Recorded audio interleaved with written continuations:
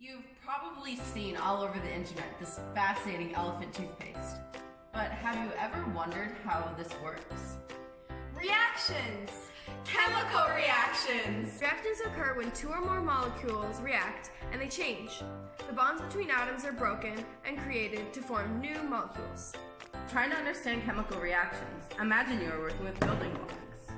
You can take apart the pieces and attach them to form new buildings. There are different types of reactions. Elephant toothpaste is a decomposition reaction. Decomposition reactions work a little something like this. There's two molecules attached together, and they come apart. Now let's make our way over to the lab. Before starting, we're going to put on all our safety gear.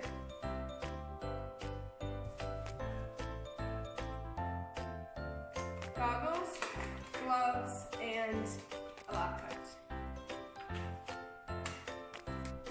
The materials you'll need for this project are Hydrogen peroxide, a container, another container with water, some yeast, food coloring, and dish soap. So before we get started, I just took off the tops of the bottles. You could even say I decapitated them. And next we're going to pour the yeast into the water.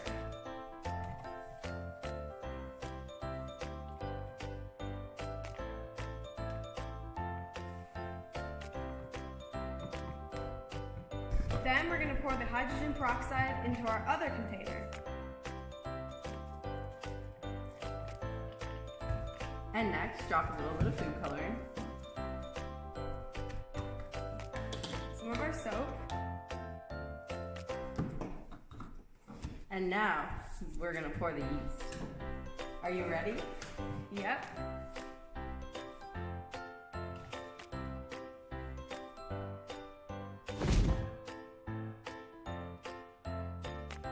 Wow. Whoa. Just let it slowly expand. The heat from this reaction causes steam.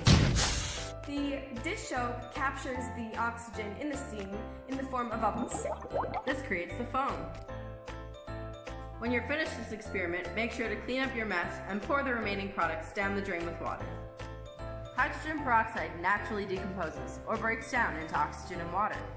Adding yeast does not change this reaction, however, it speeds up the reaction rate. The yeast contains an enzyme called catalase that acts as a catalyst. A catalyst is a substance that increases the rate of a chemical reaction without permanently chemically changing itself. Don't believe us? So we made our way to the kitchen and we're going to reuse the yeast in our mixture to rise some bread. So we're going to pour it into the bowl with our flour and other ingredients and then stir it up. Wow, look at that bread rising. So as you can see, this bread is rising. If the yeast had been used up in the chemical reaction, then it wouldn't have made this dough rise. Fresh out of the oven.